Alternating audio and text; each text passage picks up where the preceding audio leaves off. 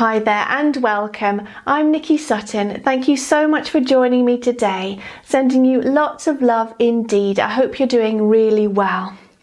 So in the last video, I covered the stages of spiritual awakening. And in this video, I'm going to cover concepts and practices that inspired me as I emerged from my awakening process.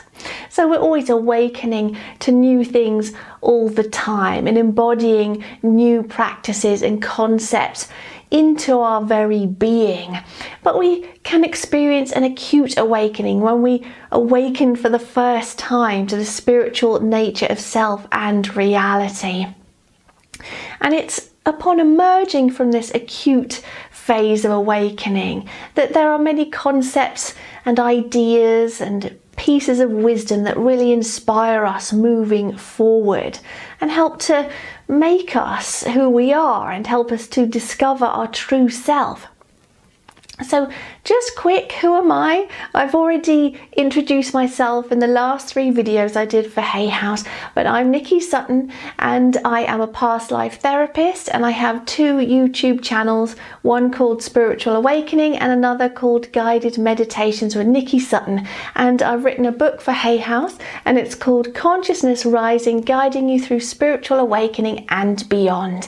And it guides people through the awakening process, provides support and reassurance as well, helps people to understand some of the concepts that others are also awakening to and what we're awakening from, and explains the stages and lots of practices moving forward as well to help augment your spiritual path. So it's all in there. I'm really proud of it. I really love it. It's beautiful as well. So I hope you'll check it out. So quick define of awakening. As I mentioned, it is perhaps awakening to the spiritual nature of self and reality after being unaware of it or very immersed in 3D physicality.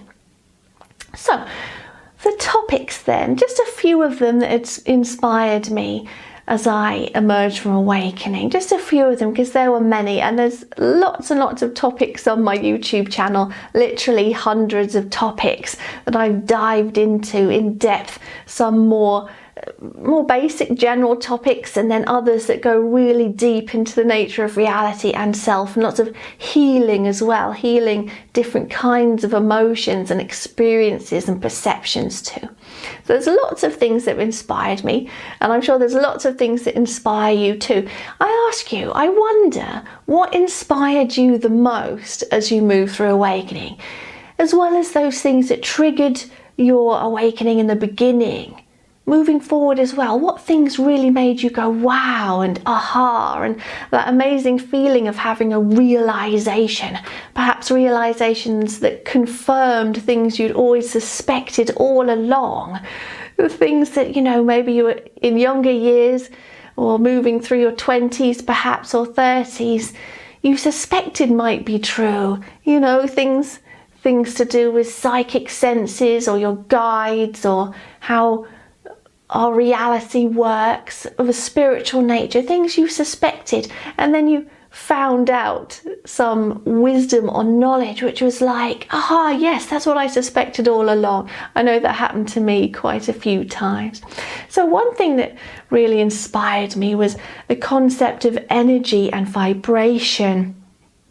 So your vibration is perhaps your emotional frequency, and we can have a high vibration or a lower vibration, and this can depend on the amount of healing we've done or the amount of healing we need to do as well. But it's not just that, it's also where we're focusing our energies, because we can have a lot of healing we need to do. For example, I've done a lot of healing on anxiety, you know, because there were certain aspects of my past that weren't too supportive, and you know, and I had to do quite a bit of healing on myself, my confidence especially, and my self-worth. I've done a lot of healing on that. And even though I still feel there's work to be done, and sometimes, like everyone, you know, my vibration might lower, and then other days it might be higher. one thing separate to that I find is where I focus my intent.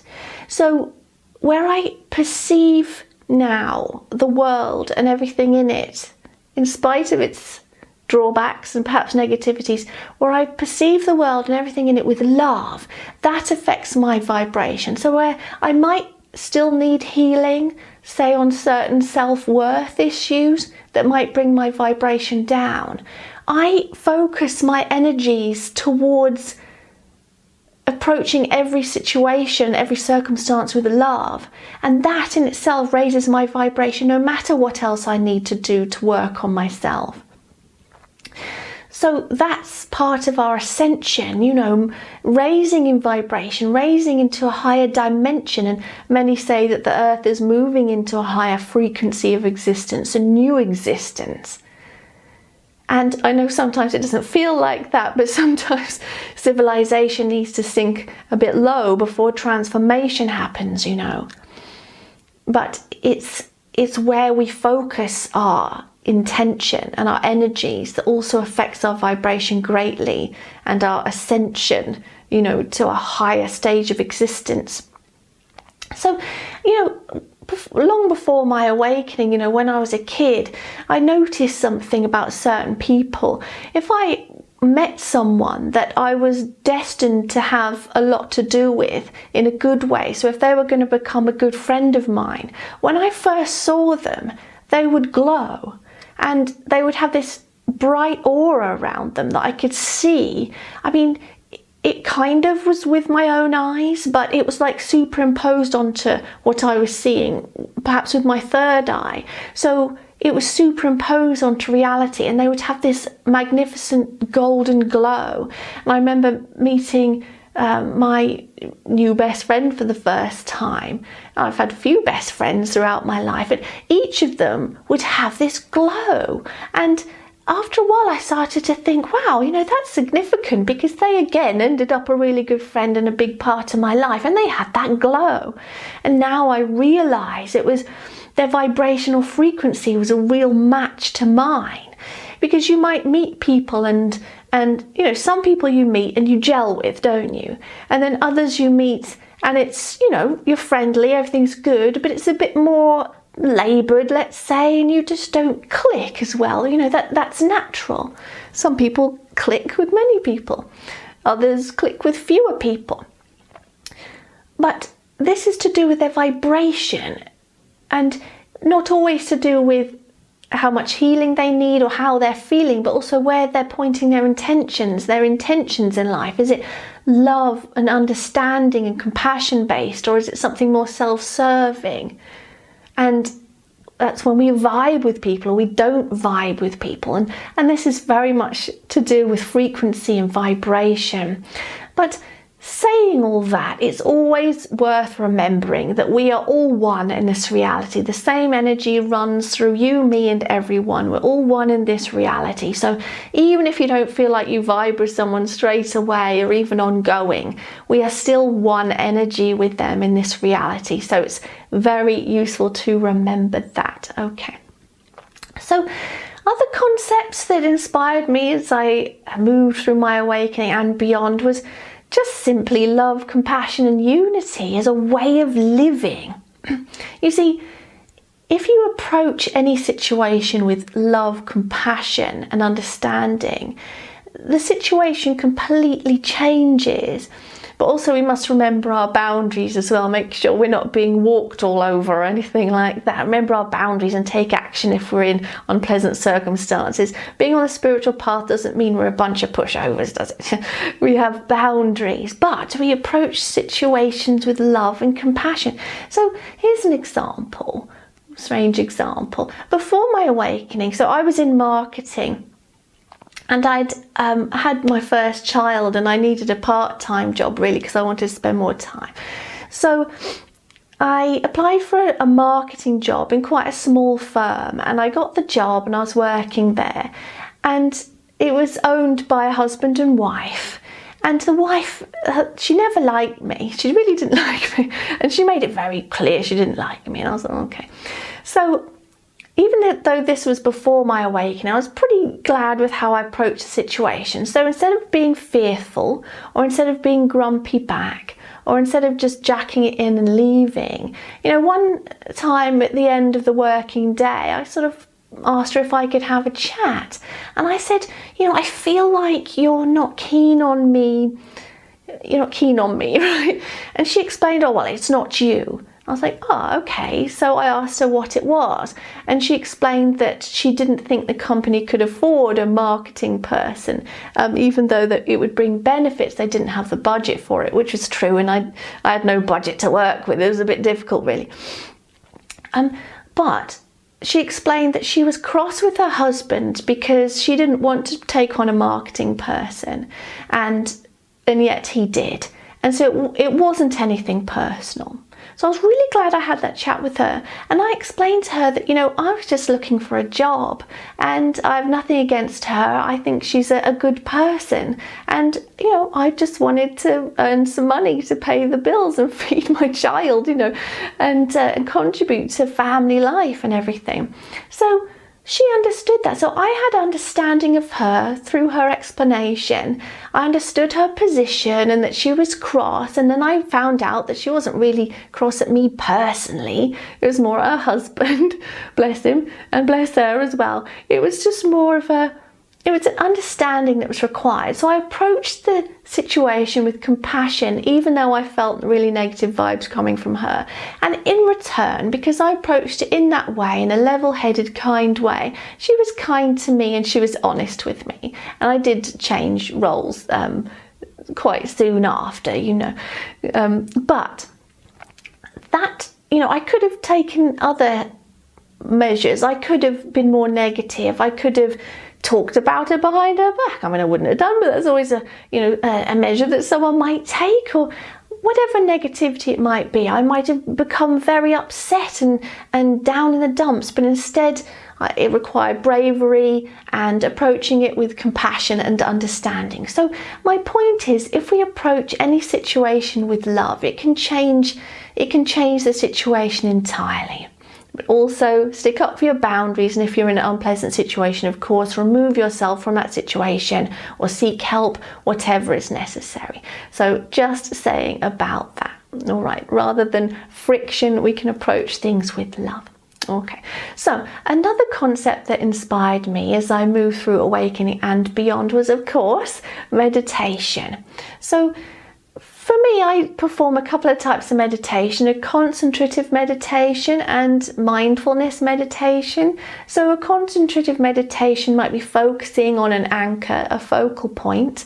So that might be listening to your breath, or a mantra, or counting to 10 and back down again, or an image within the mind, perhaps a symbol, or I find a moving image is useful to visualize in the mind, like waves rolling onto the beach, or a tree swaying in the breeze, because it's more interesting to look at than a stationary sort of object, an inanimate object within the mind. So, and meditation was extremely important to me moving through my awakening to help calm my energies, and I always recommend it to people, a concentrative meditation. With too much concentrative meditation, because we're, allowing thoughts to float away non-judgmentally, when thoughts come, we let them float away again and bring our attention back to our anchor, our focal point. That's not the thing to do for inner healing, because for inner healing we need to pay attention to our feelings and emotions to heal them with various techniques like soul retrieval and conversing with your inner child and having conversations with yourself. These are explained in the book, by the way. I give lots of healing techniques in here as well as other more metaphysical topics too. So concentrative meditation is great for training the mind into peacefulness, and you bring this into every day, and it helps you to not be constantly swept up in thought. And then mindfulness is also wonderful too, because for me, I practice mindfulness, observing my body, how I'm feeling, my surroundings. So it's like a large focal point, really, where I'm paying attention to the sounds I can hear and just listening to them. And when thoughts come, I allow them to drift away. pay attention to perhaps birds singing if I'm outside, or someone using their lawnmower really loudly. But it's just a sound, non-judgmentally observing the sound, just a sound, And, the feeling of the clothes against my skin and all of this. So that's a great way to meditate. And again, that allows us to become, and this is really the thing that interested me, was that we can become a point of awareness. We are focal point of awareness, observing what's going on without being lost in it or swept up in it. Because we observe those thoughts. It's as if we're in two minds. The thoughts that are happening to us, and there's one that watches. And, this has been spoken a lot about. And that I found fascinating. What is that point of awareness? Is that my true infinite self, observing the thoughts, observing the sights, hearing the sounds, hearing my inner monologue in my mind? Becoming that awareness and observing non-judgmentally. It's a very peaceful place to be in the present moment. And the present moment holds only infinite potentials. Okay.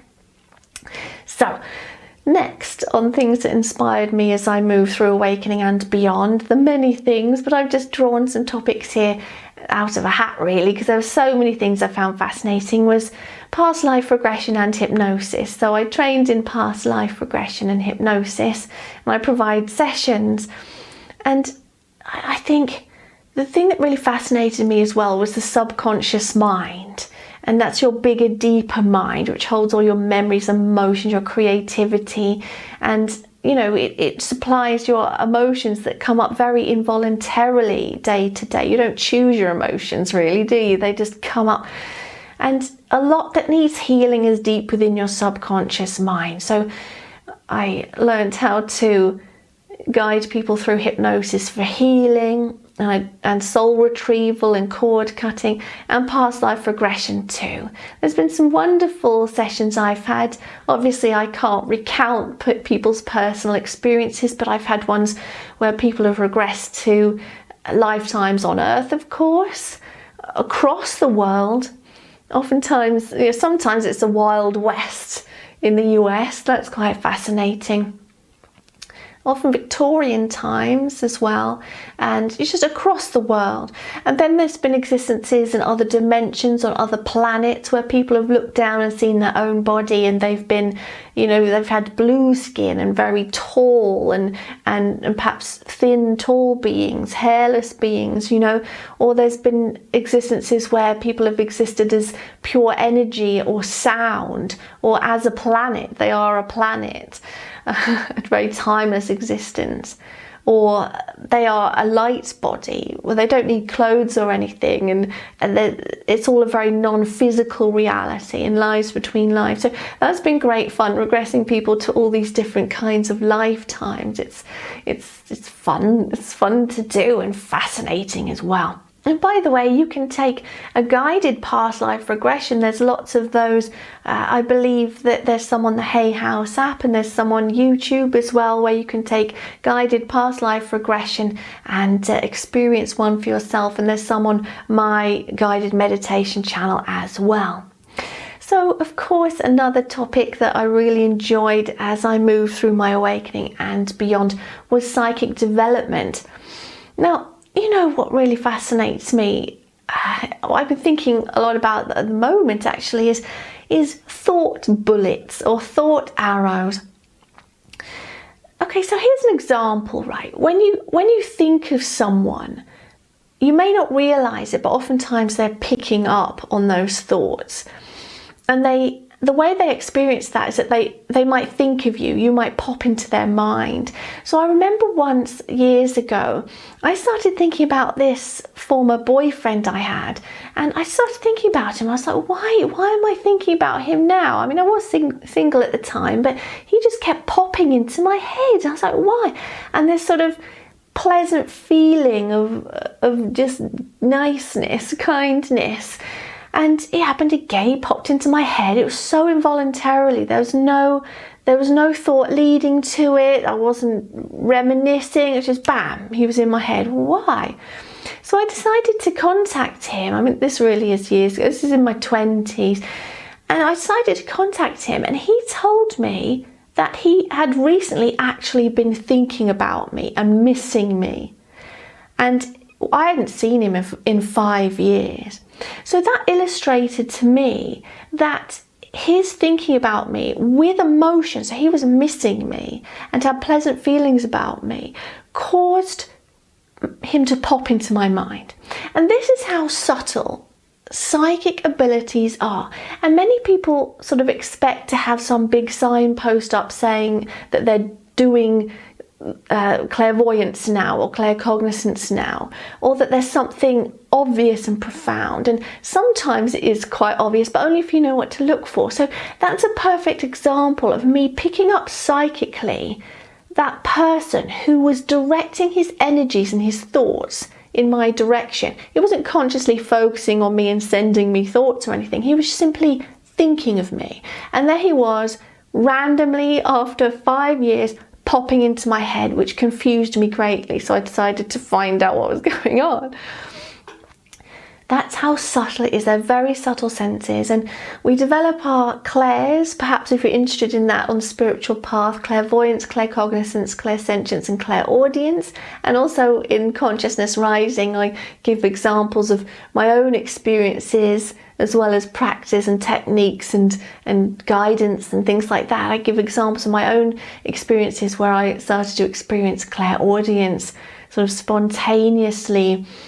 But you see, our psychic senses are quite neglected because I believe that in other realities, beings are well accomplished using their psychic senses.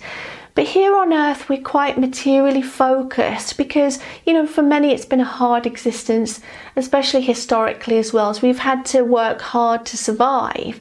And so it's made us very focused in 3D reality, using our hands and using our voices to communicate. It's all been very survival based. Therefore, our psychic senses have not really been used, and we're not taught them since birth. Like we're taught how to speak, we're not accustomed to using them from a young age. Therefore, they become unused and they're very rusty.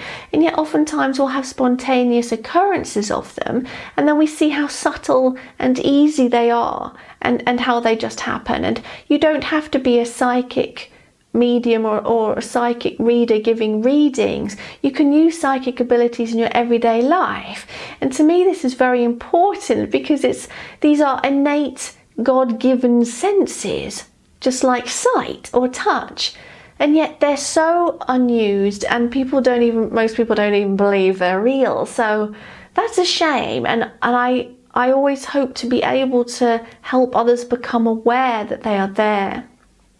Okay, we can start by paying attention to our subtle intuitions, those feelings of just knowing, and emotional feelings as well. We can begin there. So for example, a sense of foreboding about something coming up, or a sense of excitement about something coming up, or an image might pop into our head of the best direction to take in life or best decision to make.